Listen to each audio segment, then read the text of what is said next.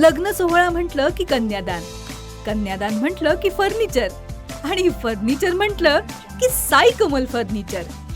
आपल्या बजेटमध्ये लग्नाचे पॅकेज उपलब्ध, तसंच कपाट, showcase, bed, dressing, dining, teapoy, sofa set या वस्तूंनी परिपूर्ण सप्तपदी पॅकेज उपलब्ध. याचबरोबर टेबल, खुर्ची, आराम खुर्ची, वॉर्डरोब, डबल बेड तसंच सोफ्याच्या वेगवेगळ्या व्हरायटीज. अर्थात घरासाठी आवश्यक ते सर्व फर्निचर म्हणजेच संगमनेरमधील साई कमल फर्निचर. साई कमल फर्निचर इथं ऑर्डर प्रमाणे सुद्धा फर्निचर तयार करून मिळेल. आजच भेट द्या साई कमल फर्निचरला. प्रोप्रायटर गणेश साहेबराव सातपुते, वसंत लॉन्स समोर, संगमनेर. मोबाईल 98 814 73 753. आगामी नगरपरिषद निवडणुकीमध्ये महाविकास आघाडी पूर्ण ताकदीनं उतरली असून शिवसेना उद्धव ठाकरे गट, राष्ट्रवादी काँग्रेस शरद पवार गट आणि काँग्रेस हे तीनही पक्ष एकजुटीनं निवडणूक लढवणार असल्याचं अधिकृतरित्या जाहीर केलं गेलंय. या संदर्भात श्रीगोंद्यामध्ये झालेल्या पत्रकार परिषदेत खासदार निलेश लंके, आमदार हेमंत ओगले, ज्येष्ठ नेते बाबासाहेब भोस तसेच राष्ट्रवादी शरद पवार गटाचे जिल्हाध्यक्ष दादासाहेब कळमकर यांनी उपस्थित राहून श्रीगोंदा नगरपरिषद निवडणुकीचा बिगुल फुंकलाय. आणि सर्वानुमते आज असा निर्णय झालेला आहे की महाविकास आघाडी ही एकसंघ पद्धतीने येणाऱ्या नगरपालिका निवडणुकीला पुढे जाणार आहे आणि 22 नगरसेवक पदाचे उमेदवार व नगराध्यक्ष पदाचे उमेदवार हे पूर्ण ताकदीने लढणार आहे. एकंदरीत 3 आपले पक्ष आहेत, प्रमुख पक्ष. अध्यक्षपदासाठी कोणतं नाव चर्चेत झालेलं आहे का? त्याच्यावरती आम्ही सविस्तर 17 तारखेला आपल्याला भूमिका सांगू. परंतु पुढे पहा की भाजप वेगळं आहे, राष्ट्रवादी वेगळं आहे आणि शिवसेना वेगळं आहे, परंतु महाविकास आघाडी ही एकत्रित आहे. महायुतीमध्ये सगळा गोंधळ उडलेला आहे, परंतु तसा कुठलाही गोंधळ हा महाविकास आघाडीमध्ये नाहीये.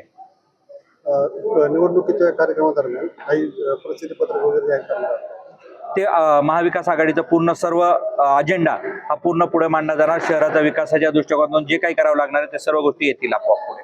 की या ठिकाणी तिन्ही पक्षाच्या प्रमुख लोकांना या ठिकाणी आमचे खासदार साहेब असतील, हेमंत ओगले असतील, दादाभाऊ कळमकर असतील, यांनी आम्हाला अधिकार या ठिकाणी दिलेले आहेत आणि सक्षम पॅनल महाविकास आघाडीचा निश्चितपणे या ठिकाणी आम्ही करू आणि तो पॅनल उद्याच्या निवडणुकीमध्ये निश्चितपणे यशस्वी होईल असा खात्री मला या निमित्ताने लागते.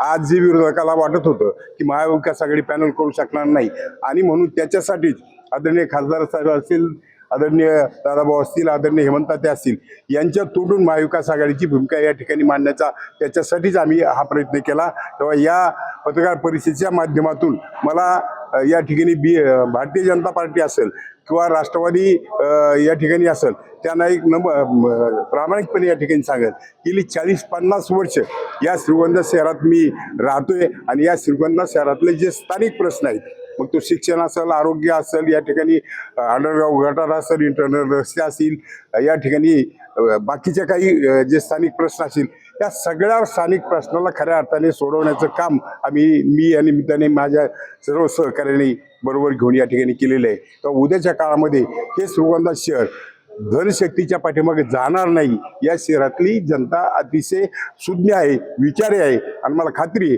की महाविकास आघाडीच्या वतीने निश्चितपणे 100% या श्रीगोंदा शहरातली जनता आमच्या पाठीशी उभा राहील असा विश्वास या निमित्ताने करतो. स्थानिक निवडणुकीवर राज्याचे नेते आणण्यापेक्षा या ठिकाणी आमचे खासदार आहेत, अध्यक्ष आहेत, हेमंत आहेत, ही मंडळी भरपूर झाली आणि त्यातली त्यात खऱ्या अर्थाने आम्ही सक्षम आहोत या ठिकाणी हे करण्यासाठी. तेव्हा राज्यातले नेते मंडळी नगरपालिकेच्या निवडणुकीत आणणं काही योग्य वाटत नाही मला. हे काय राज्याची निवडणूक नाही, ही स्थानिक निवडणूक आहे.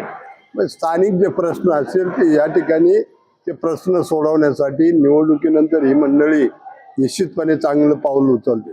परंतु येणाऱ्या या निवडणुकीच्या दृष्टिकोनातून मी एवढंच सांगाल, या आता आम्ही जी कमिटी नेमली त्यांनी जे निर्णय घ्यायचे त्यांनी अगोदर आणखीन RPI काही इतर घटक समाजाचे असतील त्यांना सुद्धा बरोबर घ्यावं आणि त्याच्यामध्ये सगळ्यांना एकत्रित मी सांगितलं स्त्रियांना योग्य ते प्रतिनिधित्व द्या, मागासवर्गीयांना द्या.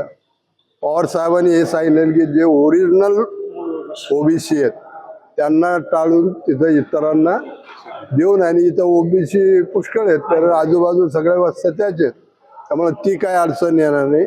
विकासाच्या बाबतीमध्ये निश्चितपणे बाबासाहेब साधनजी पाचपुते असतील किंवा आणखीन या ठिकाणचे आमच्या हे म्हणतात त्याचे बंधू असतील, ही मंडळी सक्षमपणे निर्णय घेतील. आम्ही सगळ्याच्या वतीने या कमिटीलाच अधिकार देतो.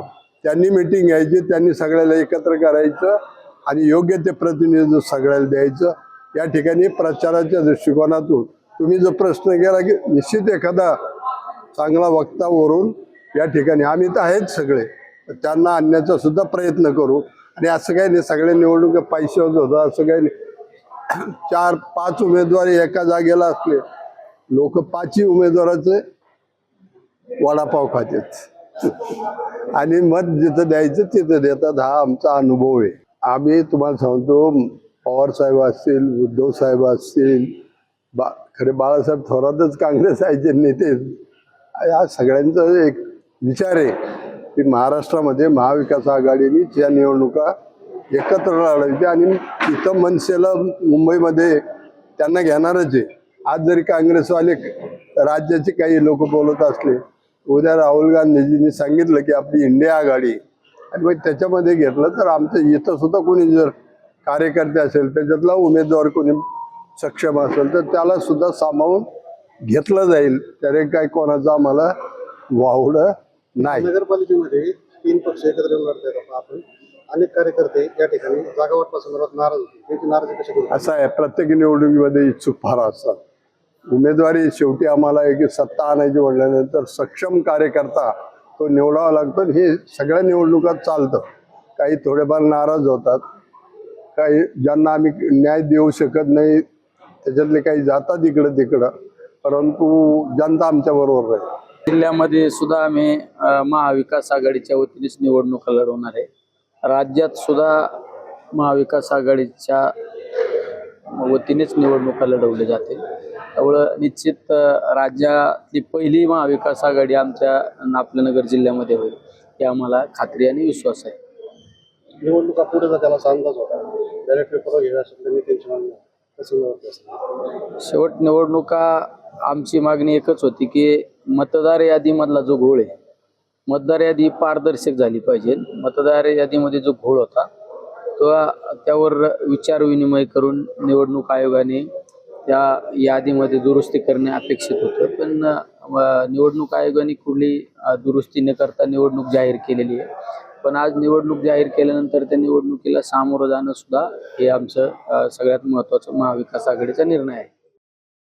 यावेळी शिवसेनेचे उपनेते साजन पाचपुते, तालुकाध्यक्ष हरिदास शिर्के, विजय शेंडे, गणेश भोस, प्रशांत ओगले, संतोष खेतमाळीस, ॲडव्होकेट सुमित बोरुडे आणि संतोष इथापे यांची देखील उपस्थिती होती.